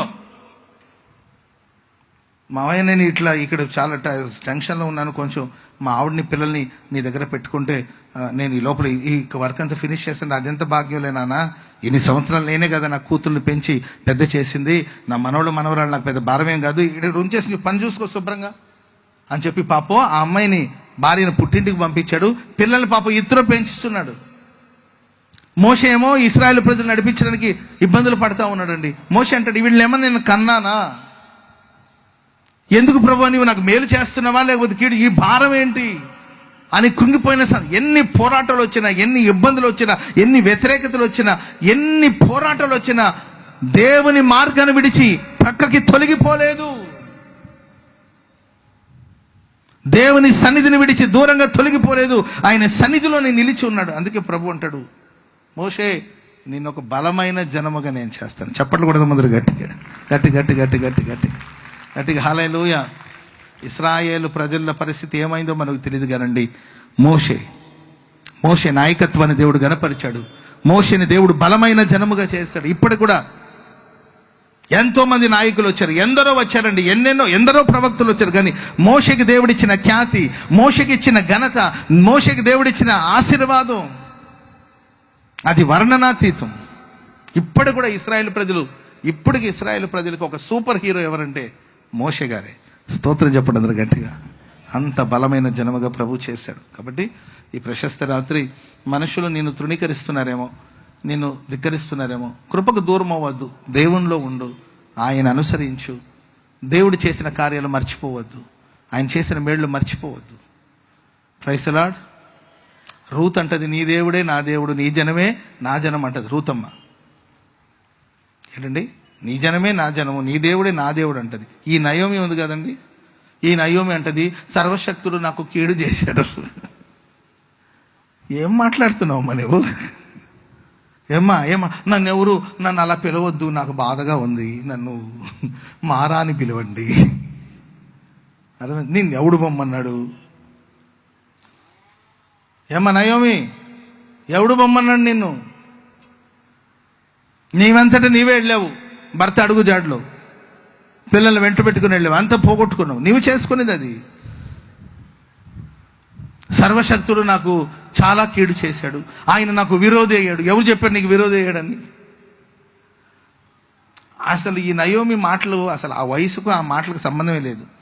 ఆ మహతల్లిని మరి దేవుడు ఎందుకు కనికరించాడు నాకే అర్థం కాలేదు. కదండి, ఆమె కోడలను చూసి అంటది, కోడళ్ళారా మీరు వెళ్ళిపోయి, నాతో పడితే వస్తే మీకు ఏంటి లాభం, వెళ్ళిపోయి ఇంకో పెళ్లి చేసుకోండి, నా వల్ల మీకేం ప్రయోజనం, ఇప్పుడు నేను పెళ్లి చేసుకుని నీకెందుకు వచ్చింది ఈ థాట్? ఇప్పుడు నేను పెళ్లి చేసుకుని బిడ్డలను కన్నా అప్పుడు దాకా మీరు వెయిట్ చేస్తారా, ఏజ్ గ్యాప్ వస్తుందిగా. అర్థమైందండి. ఇవన్నీ ఎందుకు నీకు? ఏదో నష్టం జరిగింది, ప్రభువా నేను పాపిని, అజ్ఞానంగా ప్రవర్తించాను, నన్ను మన్నించండి, నన్ను చేర్చుకోండి. ఈ ప్రార్థన లేదు. ఓ చిన్నపిల్ల ఎంత గౌరవంగా మాట్లాడుతుంది, నీ దేవుడే నా దేవుడు, నీ జనమే నా జనము. సర్వశక్తి కలిగిన దేవుని రెక్కల నీడలో, యెహోవా రెక్కల నీడలో సురక్షితంగా ఉండడానికి ఒక సమయం వచ్చిందంటే చప్పట్లు కూడా అందరూ గట్టి గట్టి గట్టి గట్టి గట్టిగా హల్లెలూయా. ఎన్ని శ్రేష్టమైన అనుభవాలు రూతులు. ఒక అన్యురాలు, ఒక లోకస్తురాలు, అంత లోతైన జ్ఞానం కూడా లేదు కదా దేవుని గురించి. నీవు చెప్పిన మాటలు విని ప్రభుని విశ్వసించింది. మేబీ దేవుని గురించి, దేవుని వాకి మిడిమిడి జ్ఞానమే ఉండి ఉండొచ్చు, కానీ ఒక గొప్ప సమర్పణ. కానీ నయోమి. కాబట్టి దేవుని బిడ్డలారా, కృపకు దూరం అవ్వద్దు, ప్రభులోనే ఉండండి, ప్రభు ప్రేమను పొందుకోండి. మన కుటుంబాలకి, మన ముందున్న మనిషి నీతి న్యాయాన్ని నీతి న్యాయం అనేది ఒకటి ఉంది. మనకు అనుకూలం ఉన్నది కాదు. నీ కూతురుని ఎలా చూస్తున్నావు, కోడల్ని ఎలా చూస్తున్నావు? Praise Lord. ఏది న్యాయం? ఏది? కూతురికి ఏదో వస్తే అబ్బో, కూతురికి ఏదైనా సమస్య వచ్చి అనుకో తట్టుకోలేకపోతున్నావు. అదేగా నీ కోడలు సమస్య వస్తే ఏది నీతి, ఏది న్యాయం? ఏది? అక్రమాలతో, అన్యాయాలతో సాగిపోతున్నావు. ఇవే బోధిస్తున్నావా పిల్లలకి? చెడు ఏంటండి?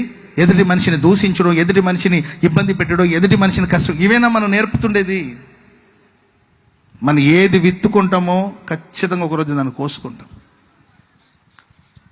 ఎక్కడికి పోదండి, మనం చేసిన కీడు ఖచ్చితంగా తిరిగి వస్తుంది ఒకరోజు. అది మేలు చేస్తే ఆ మేలు కూడా ఖచ్చితంగా తిరిగి వస్తుంది. స్తోత్రం చెప్పడానికి గట్టిగా చెప్పండి, గట్టిగా హల్లెలూయా. కనుక మేలు చేయడం నేర్పండి, మంచిగా మాట్లాడడం నేర్పండి, మంచితనాన్ని నేర్పండి. రహస్యంగా కుయుక్తిగా ఒకవేళ మనం కీడు చేసిన ఆ కీడు ఖచ్చితంగా ఒకరోజు రెక్కలు కట్టుకుని తిరిగి వస్తుంది. వద్దు. అబ్రహాముని ఒక బలమైన జనముగా మారాలంటే తప్పిదాలు బోధించొద్దు, తప్పును పెంచి పోషించొద్దు. అబ్రహామా నీవు బలమైన జనముగా మారాలి, నీ సంతతి బలమైన జనముగా మారాలి అంటే నీతి న్యాయాల్ని అనుసరించి నడిచేటట్లు, దేవుని మార్గంలో నడిచేటట్లు వారికి ఆజ్ఞాపించడు. అందుకే ఎన్నిక లేనివాడే కావచ్చు, దేవుడు ఒక బలమైన జనముగా మార్చాడు.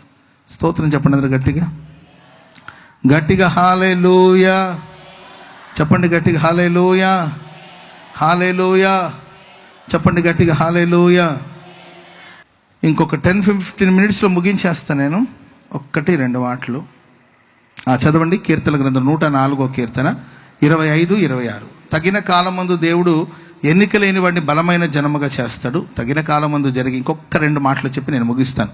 104వ కీర్తన 25-26 వచనాలు చదువుదాం. అదిగో విశాలమైన మహాసముద్రము, అందులో లెక్కలేని జలచరములు.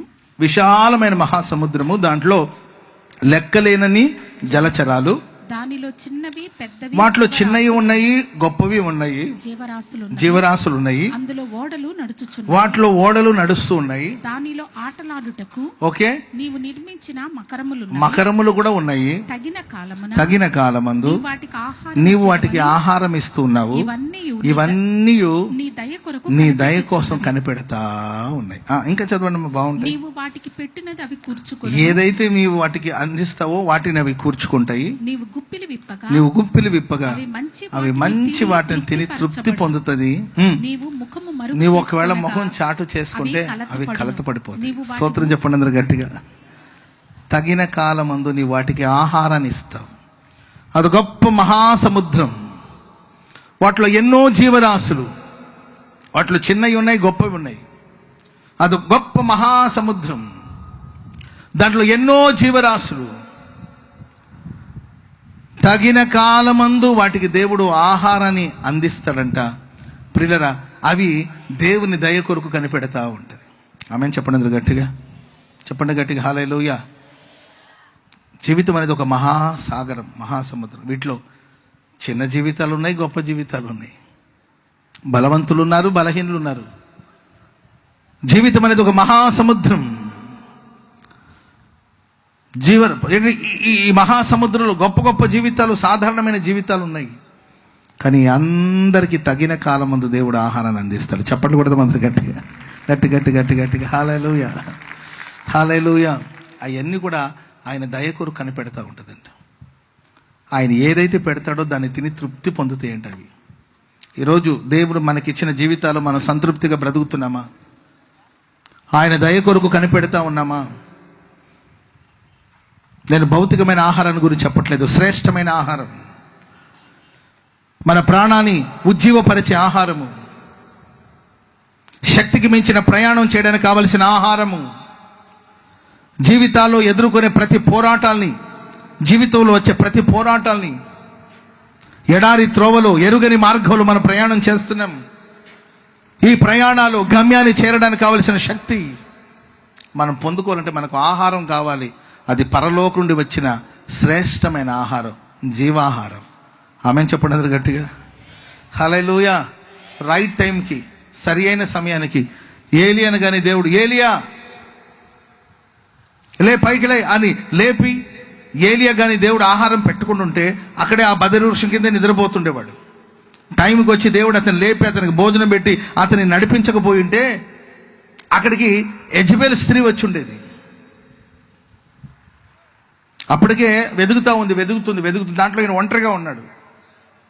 ఆ ఉన్న తమ్ముడిని కూడా అక్కడెక్కడో ఏంటండి ఒక దిన ప్రయాణం అంత దూరంలో ఉండరా బాబు, నీ ఉండు, నాతో పాటు రావద్దని వాడిని ఉంచేసి ఒకటే ప్రయాణమై బదరి వృక్షం కిందకి వెళ్ళి ఆయన కూడా కోరుకుంటున్నాడు, ఇంత మట్టుకు చాలు నన్ను చంపేయమని. దేవుడు కానీ ఆ ప్రార్థన వినుంటే నిజంగానే ఏలియా చచ్చుండేవాడు. ఆ ప్రార్థన కానీ దేవుడు వినుంటే ఏలియా చనిపోయిండేవాడు. అందుకే నేను ఎప్పుడు చెప్తుంటే నెగిటివ్గా మాట్లాడొద్దు. చావు అనేది దేవుడు మనం నిర్ణయించుంటే అది రానే వస్తుంది, అప్పుడు మనం చనిపోతాం. దాని ముందెందుకు మనం నేను చస్తా, నేను పోతా, నేను వండను, వద్దు ఈ మాటలు. Praise Lord. ఎవరి కోసం బతకాలి, ఎందుకోసం బతకాలి, కనీసం అందం కూడా లేదు, ఇంత మందంగా ఉన్నాను, ఇవన్నీ వద్దు. Praise Lord. ఎవరి కోసం బతకాలి, ఏం సంపాదించాలి, ఇవన్నీ వద్దు. దయగల దేవుడు గనక, కృపగల దేవుడు గనక, ఏలియాను ప్రేమించాడు గనక, ఏలియాను కరుణించాడు గనక, అతని ప్రార్థన దేవుడు ఆ సమయంలో వినకుండా అతని కోసం దేవుడు దిగి వచ్చి ఆహారాన్ని అందించి ఆ స్థలాన్ని ఖాళీ చేయించాడు. ఆ బదరి వృక్షం కిందే ఉన్నాడు అనుకోండి, యెజబెల్ స్త్రీ ఎప్పుడైనా వచ్చి తన సైన్యంతో వచ్చి, ఆ సైన్యం వచ్చి ఎప్పుడైనా పడవచ్చు అతని మీద, ప్రాణం గాలిలో కలిసిపోతుంది. దేవుడిచ్చిన పనిని నెరవేర్చకుండానే ఏలియా పోయేవాడు. ఏలియాను గురించి ఈరోజు మనం మాట్లాడుకోవడానికి ఏముండేది కాదండి. కానీ దేవుడు తగిన కాలంలో వచ్చి ఏలియాకు శ్రేష్టమైన ఆహారాన్ని ఇచ్చి శక్తికి మించిన ప్రయాణం చేయించి దేవుని పర్వతానికి దేవుడు తీసుకొచ్చాడు. చెప్పండి కూడా అందరూ గట్టిగా గట్టి గట్టి గట్టిగా. హల్లెలూయా. లైఫ్ లీడ్ చేయడానికి, జీవితంలో ముందుకు వెళ్ళడానికి, పోరాటాల మధ్యలో, బెదిరింపుల మధ్యలో, భయాల మధ్యలో, కలవరాల మధ్యలో మనం ముందుకు వెళ్ళాలంటే దేవుడు అనుగ్రహించే ఆహారం మనకు కావాలి. ఆహారాన్ని దేవుడు ఎవరి కోసం ఇస్తాడు అనంటే ఆయన దయ కోసం అవి కనిపెడుతుందండి. ఆ జీవరాశులన్నీ కూడా ఆయన దయ కొరకు కనిపెడుతుందంటండి. దేవుడు పెట్టిన ఆహారాన్ని, దేవుడు మనకి ఏ లైఫ్ ఇస్తాడో, దేవుడు మనకి ఏది ఇస్తాడో దాన్ని సంతోషంగా తీసుకొని మనం సంతృప్తిగా బ్రతకాలి. దీని స్థితిలో ఉండనెరుగుదును, సంపన్న స్థితిలో ఉండనెరుగుదును. ఏ స్థితిలో నేను సంతృప్తిగా ఉండడం నేర్చుకుని ఉన్నాను. ఆమె చెప్పండి గట్టిగా, చెప్పాలి గట్టిగా. హల్లెలూయా.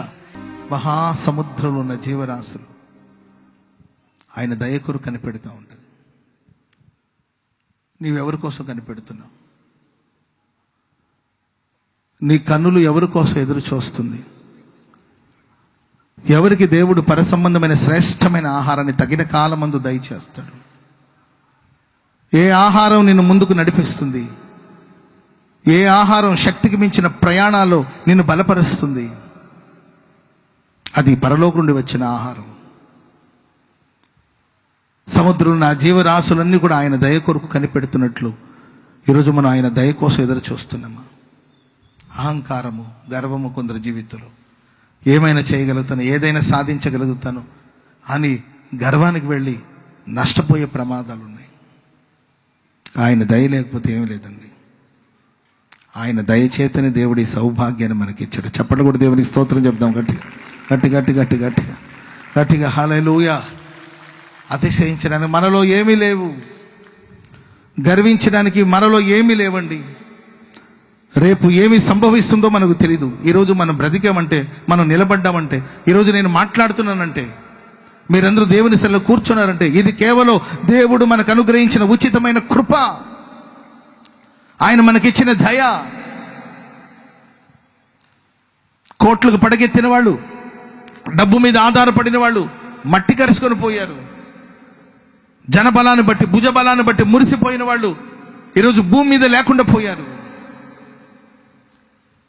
అలెగ్జాండర్ లాంటి గొప్ప గొప్ప చక్రవర్తులు ప్రపంచాన్ని స్వాధీనపరచుకోవాలని ప్రయాణమై ప్రపంచమంతా తిరిగి చివరికి వెళ్ళేటప్పుడు ఒట్టి చేతులతో వెళ్ళారు. బలం మీద ఆధారపడిన వాళ్ళు, జనం మీద ఆధారపడిన వాళ్ళు, డబ్బు మీద ఆధారపడిన వాళ్ళు ఈరోజు సృష్టిలో లేకుండా పోయారు. ఈరోజు మనం బ్రతికి బట్ట కట్టామంటే, బ్రతుకుతున్నామంటే ఇది ఉచితమైన దేవుని కృప, ఆయన దయ. కనుక ప్రతి అరుణోదయం లేచి ఆయన దయ కొరకు మనం ఎదురు చూడాలి. స్తోత్రం చెప్పినది గట్టిగా. ఆయన మనకి ఏదైతే ఇస్తాడో దాంట్లో మనం సంతృప్తిగా బ్రతకాలి.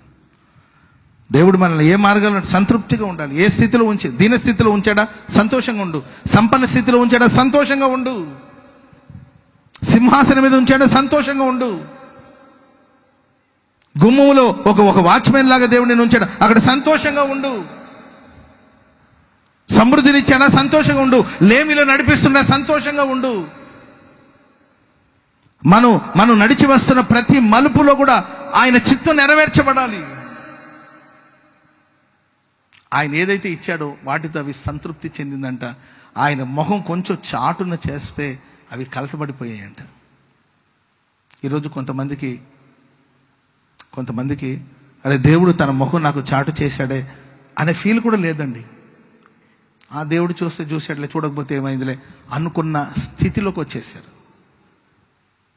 దేవుడు లేకపోతే మనం లేదే, ఆయన కృప లేకపోతే మనం లేదే, ఆయన ముఖం చాటు చేస్తే మేము ఏమైపోవాలి?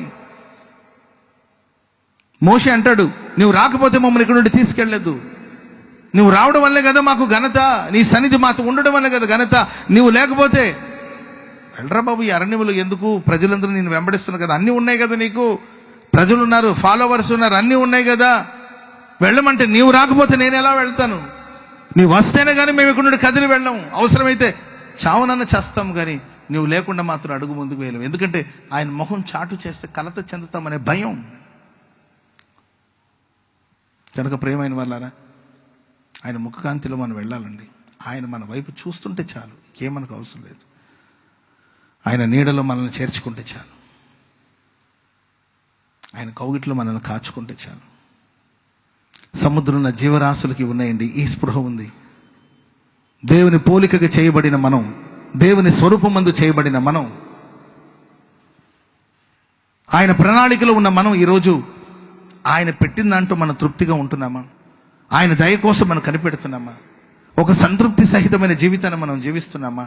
దేవుడు ఎక్కడ తన కృప నాకు దూరం చేస్తాడో, ఆయన ముఖం ఎక్కడ నాకు చాటు చేస్తాడనే ఫియర్ మనకు ఉంటుందా? ఆలోచించాలి. అన్నీ బాగున్నాయి కదా, అంత మంచిగా జరుగుతున్నాయి కదా అని నువ్వు కృపకు దూరం అయిపోయే ప్రమాదాలు ఉన్నాయేమో. ఈరోజు బాగుండొచ్చు, రేపు ఎలా ఉంటుందో మనకు తెలియదు. ఆయన కృప లేకపోతే జీవితం అంతా చాలా దౌర్భాగ్యమైన స్థితికి వెళ్ళే ప్రమాదం ఉంటుంది. సముద్రంలో జీవరాశులకు దేవుడు తగిన కాలమందు ఆహారం ఇచ్చినట్లు, ప్రియులరా, ఈ జీవన సాగరంలో ఉన్న మనకు దేవుడు తగిన కాలమందు భౌతికమైన ఆహారంతో పాటు పరసంబంధమైన శ్రేష్టమైన ఆహారాన్ని ఇచ్చి సియోను చేరేంత వరకు దేవుడు మనల్ని నడిపించునుగాక.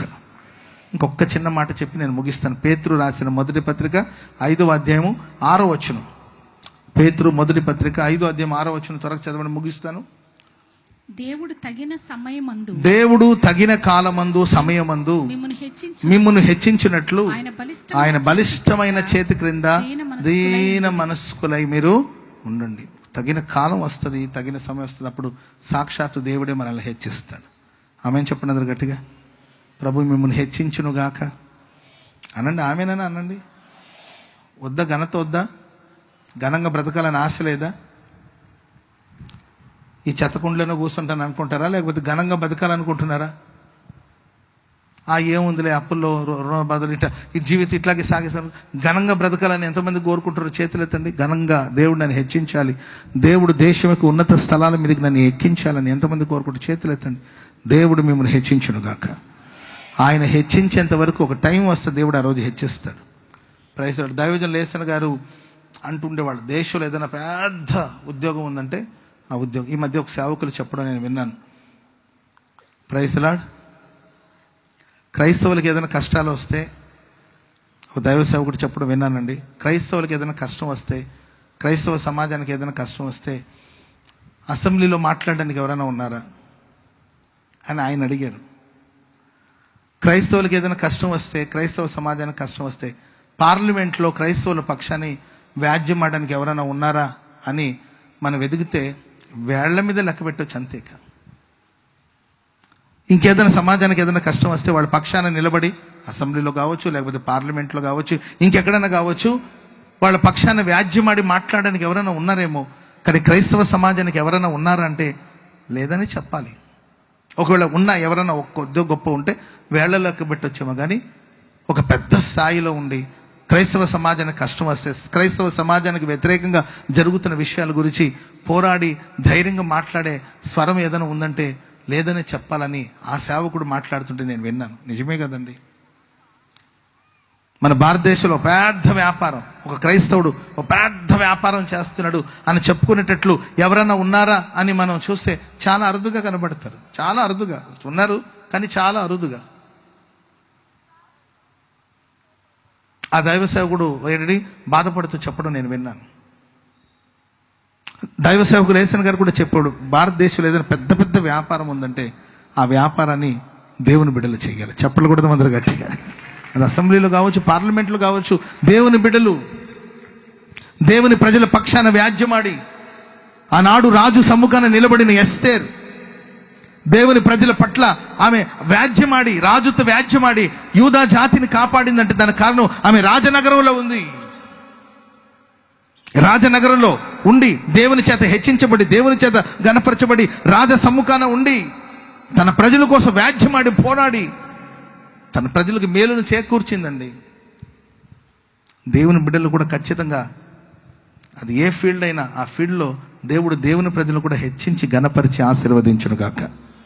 ఆమెను చెప్పండి గట్టిగా గట్టిగా హల్లెలూయా. అలా దేవుడు మన బిడ్డలను ఆశీర్వదించాలంటే. మన సమయం అయిపోయిందండి.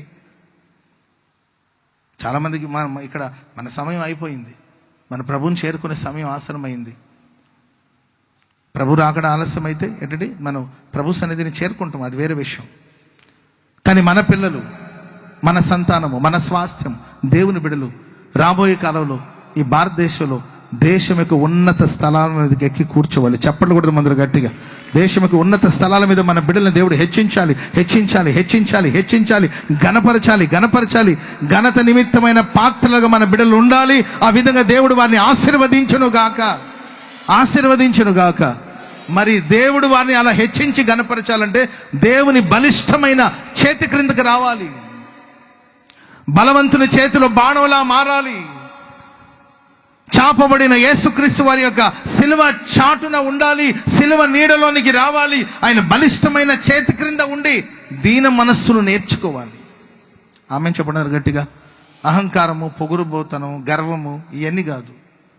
ఆయన బలిష్టమైన చెయ్యి, ఆయన బలిష్టమైన చేతి నీడలోనికి మనం వస్తే అక్కడ దీనత్వం నేర్పబడుతుంది, అక్కడ సాత్వికం నేర్పబడుతుంది. యేసు ప్రభు అన్నాడు, నేను సాత్వికుడను, దీన మనస్సు గలవాడను గనుక మీ మీద నా కాడిని ఎత్తుకొని నా యొద్ద నేర్చుకోమన్నాడు ప్రభు. ఈరోజు మన మన మన మన కుటుంబాలు దీనత్వం లేకపోవడానికి కారణం ఏంటంటే ఆయన బలిష్టమైన రెక్కల నీడకు నీవు రాలేకపోతున్నావు. ఎందుకు సాత్వికమైన స్వభావము, ఎందుకు మృదుత్వం కుటుంబాల్లో? నీవెంత అంటే నేనెంత, సై అంటే సై, కాచుకుంటాను, చూసుకుంటాను, నీవెంత, నీ బతికెంత, నా బతిక, అంతవరకు ఎందుకు వెళుతున్నాం? తేల్చుకుందాం, తేల్చుకుందాం.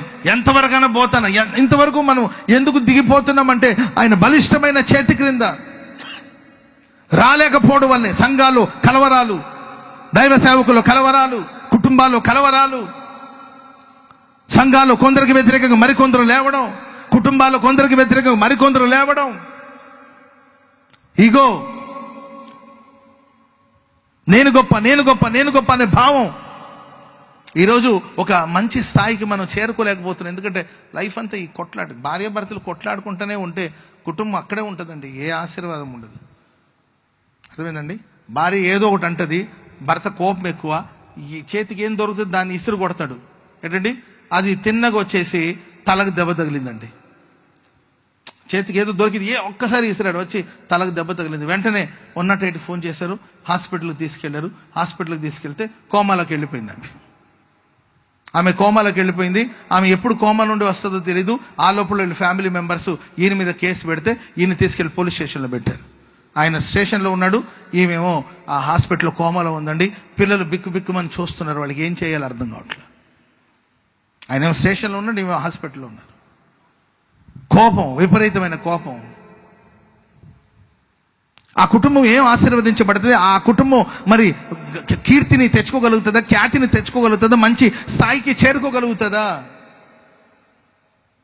క్రైస్తవ సమాజమా, ఆయన బలిష్టమైన చేతులు నీ కొరకు చాపబడి ఉంది. ఆయన దక్షిణ హస్తం నీ వైపు చాపి ఉన్నాడండి. ఆయన రెక్కల క్రిందకు వచ్చి దీనత్వాన్ని నేర్చుకో, సాత్వికాన్ని నేర్చుకో, దీన మనస్సును నేర్చుకో.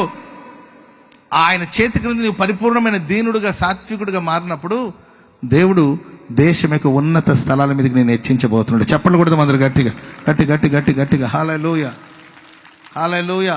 నాతో ఒక సహోదరి చెప్పారండి, ఒకరోజు మందిరానికి వచ్చారంట. ఆవిడ ప్రేయర్ చేసుకుంటా ఉన్నప్పుడు దేవుడు వాక్యంతో మాట్లాడంట, దేశం యొక్క ఉన్నత స్థలం మీదకి నేను ఎక్కిస్తానని. జాబ్ కూడా లేకుండా ఖాళీగా ఇంటి దగ్గర కూర్చొని ఉంటుంది ఆమె. చదువుకునేది కానీ జాబ్ లేవు, జాబ్ కోసం వెతుకుతుంది కానీ అలసిపోయింది, సొమ్మసిల్లిపోయింది. మందిరానికి వస్తే దేవుడు మాట్లాడాడంట, దేశం యొక్క ఉన్నత స్థలం మీదకి నేను ఉన్నత స్థానానికి ఎక్కిస్తానని దేవుడు మాట్లాడాడు. ఆమె ప్రేయర్ చేసుకుని ఇంటికి వెళ్ళింది. 3 ఏళ్ల క్రితం అతనికి తెలిసిన ఒక అన్నయ్య ఉండి ఫోన్ చేశారంట, నాన్న ఒక చిన్న పోస్ట్ ఉంది, బాపట్ల పరిసర ప్రాంతంలో ఒక చిన్న పోస్ట్ ఉంది నాన్న, ఒకవేళ నీవు ట్రై చేస్తే నీకు జాబ్ రావచ్చు అంటే. అన్న నేను ప్రిపేర్ కూడా అవ్వలేదు, చాలా కాలం అయింది, అసలు జాబ్స్ గురించి కూడా నేను ట్రై చేసి చూడు తల్లి, ఒకవేళ అవకాశం ఉంటే రావచ్చు కదా అంటే వెంటనే ఆమె అప్లికేషన్ పెట్టుకునింది. ఆమెకు అక్కడ ఇంటర్వ్యూ కూడా, పెద్ద ప్రిపరేషన్ కూడా లేదు, ఇంటర్వ్యూకి వెళ్ళింది. అనుకోకుండా ఆ జాబ్ ఆమెకు వచ్చిందండి. ఆ సహోదరి నాకు చెప్పిన మాట ఏంటంటే, చిన్న జాబ్ అనేవి నేను వెళ్ళాను, దేవుడు అక్కడ నన్ను ఆశీర్వదించాడు, గణపరిచాడు. ఇప్పుడు నేను ఎంత గొప్ప స్థాయికి వెళ్ళానంటే సీఎం గారి దగ్గరికి వెళ్ళగలిగినంత స్థాయిని దేవుడు నాకు ఇచ్చాడు. చెప్పలు కూడా మొదలు గట్టి. రాష్ట్రాన్ని పరిపాలిస్తున్న ఏంటంటే సీఎం, ముఖ్యమంత్రి గారి దగ్గరికి వెళ్ళి నేను మాట్లాడగలిగినంత స్థాయిని దేవుడు నాకు ప్రసాదించాడు. ఇదే కాదా హెచ్చింపు అంటే? స్తోత్రం చెప్పండి అందరు గట్టిగా గట్టిగా హల్లెలూయా. కనుక దేశంలో రాష్ట్రంలో దేవుని ప్రజలు ఉన్నత స్థితిలో ఉండాలి, ఉన్నత స్థాయిలో ఉండాలి. ఆ స్థాయిలో ఉండాలంటే ఆయన బలిష్టమైన చేతి క్రిందకు వచ్చి దీన మనస్సును మనం నేర్చుకోవాలి. ప్రతిదానికి ఒక సమయం ఉందండి. తగిన కాలమందు దేవుడు మనల్ని బలమైన జనముగా చేస్తాడు. పక్కన వాళ్ళని చూసి చెప్పండి, చాలాసేపు నుండి అట్లా బిగుసుకుపోయారు.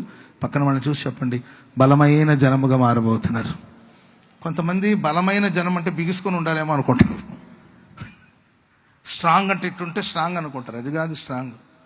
సమస్యలు వచ్చినప్పుడు, పోరాటాలు వచ్చినప్పుడు మన మైండ్ స్ట్రాంగ్గా ఉండాలి, బిగుసుకోవాల్సిన అవసరం లేదు.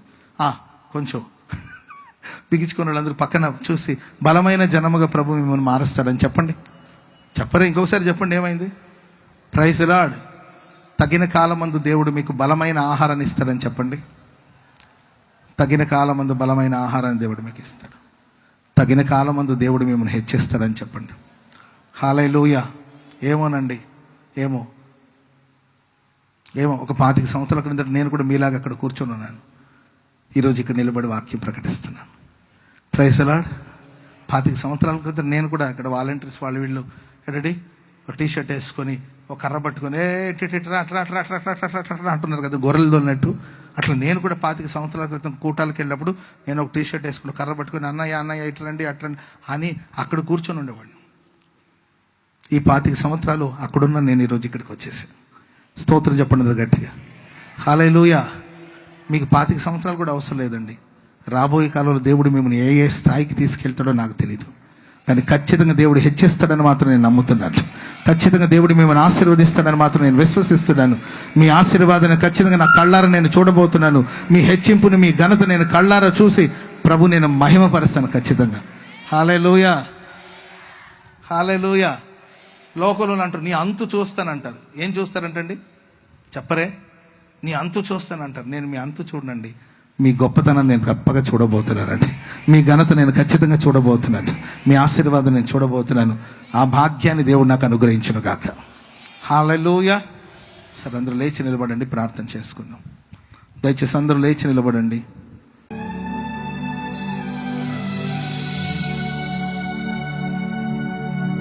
ప్రేమాస్వరూపి, నిత్యాశ్రయదుర్గమైన మా తండ్రి, నీ పరిశుద్ధ నామానికి స్తోత్రం. ఈ రావేళ ఈ పరిసర ప్రాంత ప్రజల్ని ఈ రీతిగా మీరు ప్రేమించి ఏర్పాటు చేసిన 2 రాత్రుల సభలను బట్టి నేను స్తుతిస్తూ ఉన్నాను. ఈ మొదటి రాత్రి సభని పరిశుద్ధాత్ముడా మీరు ప్రారంభించి ముగించేంత వరకు మా మధ్యలో మీరుండి సమస్తమును మీ ఆత్మ ద్వారా మీరు జరిపిస్తూ ప్రతి విధమైన ఆటంకములన్నిటిని మీరు తొలగించి వేల మంది ప్రజలను మీ సముఖానికి మీరు తోడుకుని వచ్చినందుకై స్తోత్రం. తండ్రి, నీ సన్నిధిని సమీపించినటువంటి మాతో మీ దాసుల ముఖాంతరములో నుంచి రాత్రి ఓ ప్రత్యేకమైన రీతిలో మీరు మాట్లాడి ప్రతి వారిని మీరు బలపరిచి ధైర్యపరిచి కృంగిన వారిని మీరు లేవనెత్తుతూ మాట్లాడినటువంటి ప్రతి మాట కొరకై నిన్ను స్తుతిస్తూ ఉన్నాం. వారిలో ఒంటరి అయిన వారు 10,000-10,000 మందిగాను, ఎన్నిక లేని వారిని బలమైన జనముగా చేయాలని యెహోవానగు నేను ఈ కార్యమును త్వరపెట్టి చేస్తానని చెప్పి మీరు చేసిన వాగ్దానమును బట్టి నేను స్తుతిస్తున్నాను. నా తండ్రి, తగిన సమయంలో మారాని మధురంగా మార్చే దేవుడు నాయన. తగిన సమయంలో నీటిని ద్రాక్షారసంగా మార్చినటువంటి గొప్ప దేవుడు నాయన. ఈ రాత్రి నీ సన్నిధికి వచ్చినటువంటి నీ ప్రజల జీవితాల్లో మీ కార్యాలు మీరు ప్రారంభించినందుకై నీకు స్తోత్రం చెల్లిస్తూ ఉన్నాం. ఎన్నిక లేని వారిని గొప్ప బలమైన జనముగా చేయనుద్దేశించి మీరు ప్రభువు ఒక్కొక్కరిని మీరు దర్శించి వాక్యం ద్వారా బలపరిచినందుకై నీకు వందనాలు నాయన. తృణీకరించబడిన వారిని, పురుగు వంటి యాకోబుని, అబ్రహాముని, మోషేని తృణీకరించబడిన స్థితిలో నుంచి అయినా మీరు గొప్ప జనముగా ఆశీర్వదించిన దేవుడు నాయన. ఈ రాత్రి నీ పాదాల చెంత చేరి ఉన్న నీ ప్రజలను కూడా ప్రభువు మీరు జ్ఞాపకం చేసుకొని ఉన్నతమైనటువంటి మీ ఆశీర్వాదానికి అర్హులుగా మార్చమని ప్రార్థిస్తూ ఉన్నాం. తండ్రి, మీ దయ కొరకు కనిపెట్టి ప్రార్థిస్తూ ఉండగా, మీ కృప కొరకు కనిపెట్టి ప్రార్థిస్తూ ఉండగా తగిన సమయమందు ఈ కార్యం మీరు ప్రారంభించినందుకై నిన్ను స్తుతిస్తూ ఉన్నాం. దేవా, తగిన సమయమందు బలిష్టమైన మీ చేతి కింద మేము దీన మనస్కులమై ఉన్నప్పుడు గొప్ప ఆశీర్వాదానికి యోగ్యులుగా ఘనమైన పాత్రలుగా ఉండాలని తలంచారు. మీరు మాట్లాడుతూ వచ్చారు. ప్రతి మాట పుటం వేయబడినట్లుగా విన్నటువంటి ప్రతి వారి హృదయాలలో ఆ వాక్కులు మీరు స్థిరపరచమని ప్రార్థిస్తూ ఉన్నారు. ఈ మొదటి రాత్రి సభ మా మధ్యలో మీరు ఘనంగా జరిపించినందుకు స్తోత్రం. వాక్యాన్ని బోధించిన మీ దాసుల్ని మరింత కృపతో నింపండి, అభిషేకంతో నింపండి, ఆరోగ్యం ఇవ్వండి. అనేక జనములకు, జాతులకు ఆశీర్వాదకరంగా మీరు మార్చమని వేడుకుంటూ ఉన్నాం. సర్వ శరీరములో నూతన ఆరోగ్యాన్ని, కృప, అభిషేకంతో నింపి ఇంకను ఘనమైన పాత్రగా మీ చేతిలో వాడుకోమని వేడుకుంటూ ఉన్నాం. తండ్రి, నీకు స్తోత్రం చెల్లిస్తూ ఉన్నాం. రేపు రాత్రి సభను కూడా మా మధ్యలో మీరు ఘనంగా జరిపించి మహిమ పొందమని, చేరి వచ్చినటువంటి ప్రజలందరినీ కూడా ఈ రాత్రి మీరు చేతులు చాపి ఆశీర్వదించినందుకై నీకు స్తోత్రం. ప్రతి కన్నీళ్లు తుడిచినందుకై నీకు స్తోత్రం. ప్రతి బాధ వేదనలో నుంచి విడిపించి తగిన సమయంలో మీ కార్యాలు పరిపూర్ణంగా మీరు చేయని ఆరంభించినందుకై నిన్ను స్తుతిస్తూ సర్వఘనత, మహిమా, ప్రభావాలు మీకే ఆరోపించుకొని యేసు ప్రశస్త నామాన ప్రార్థించుచున్నాము తండ్రి. ఆమేన్. ప్రభు అయిన యేసుక్రీస్తు కృప, తండ్రి అయిన దేవుని ప్రేమ, పరిశుద్ధాత్ముని సన్నిధి, సమాధానం ఇప్పుడు ఎల్లప్పుడూ మనకు, మన వల్ల సకల పరిశుద్ధులకు, మరి ముఖ్యంగా వాక్యాన్ని బోధించిన తన దాసులకు దేవుని కృప నిరంతరము తోడయుండునుగాక. ఆమేన్. ఆమేన్.